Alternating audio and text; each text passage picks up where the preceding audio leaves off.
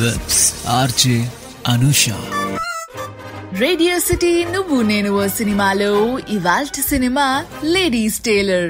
ఈ సినిమాని డైరెక్ట్ చేసింది వంశీ గారు, మరి రాసింది మన తనికెళ్ల భరణి గారు. అయితే ఈ సినిమాకొక ప్రత్యేకత ఉంది. ఈ సినిమాని ప్రొడ్యూస్ చేసింది ఇద్దరు ఆడవారు. ఆ టైంలో ఆడవారు ప్రొడ్యూస్ చేయడం అంటే గొప్ప విషయం అనే చెప్పాలి. మరి ప్రొడ్యూస్ చేసింది ఎవరో తెలుసా? ఒకరు కె శారదాదేవి గారు, మరొకరు శ్రవంతి రవికిషోర్ గారు. నవంబర్ 26, 1986 రిలీజ్ అయిన ఈ సినిమా భలే చమత్కారంగా ప్రేక్షకులందరికీ నచ్చేసింది. అయితే ఈ సినిమాని తెలుగులో తీసినాక తమిళ్లో కూడా డబ్ చేశారు విత్ ద సేమ్ టైటిల్. ఆ తర్వాత మరాఠీలో కూడా చేశారు. అండ్ అఫ్ కోర్స్ మన హిందీలో కూడా 2006న ఈ సినిమాని రీమేక్ చేయడం జరిగింది.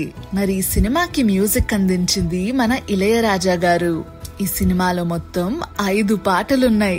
ప్రతి ఒక్క పాట అరేవా ఏముందిరా అన్నట్టే ఉంటాయి. అండ్ ఈ పాటలన్నీ కూడా మన సిరివెన్నెల సీతారామయ్య శాస్త్రి గారు రాశారు. ఇక సినిమా విషయానికి వస్తే సుందరం, అదేనండి మన రాజేంద్ర ప్రసాద్ గారు. ఆయన ఒక మంచి టాలెంటెడ్ అయినటువంటి లేజీ టైలర్.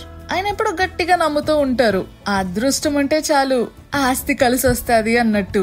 ఆ అదృష్టాన్ని వెతుకుతూ ఎన్నో చేష్టలు చేస్తూ ఉంటారు. ఏదో ఒక రోజు మంచి డబ్బున్న వ్యక్తి అయిపోతానని, దానికి అదృష్టం కలిసి రావాలని ఎదురు చూస్తూ ఉంటారు. ఆ గ్రామం మొత్తానికి ఈయన ఒక్కడే టైలర్. అయితే ఆయనకి ఎంతో చేరువైనటువంటి ఆయన అసిస్టెంట్ సీతారాముడు, అలానే క్లాత్ వెండర్ అయినటువంటి బట్టల సత్యం ఎప్పటికప్పుడు మోటివేషన్ ఇస్తూ చెప్తూ ఉంటారు. అరే నువ్వు కష్టపడి పని చేస్తేనే పైకొస్తావు, అలా ఎదురు చూస్తూ ఉంటే ఇలా ఉండిపోతావు అని చెప్పి. కానీ వాళ్ళ మాటలు ఒక చెవితో విని ఇంకో చెవితో వదిలేస్తారు.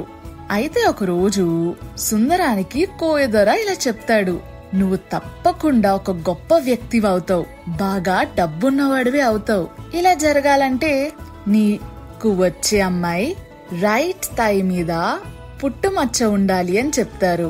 రైట్ థై మీద పుట్టుమచ్చ ఉండే అమ్మాయి కోసం వెతుకుతూ ఊర్లో వాళ్ళందరితో, అంటే ఊర్లో ఉండే అమ్మాయిలందరితో ఫ్లర్ట్ చేస్తారు.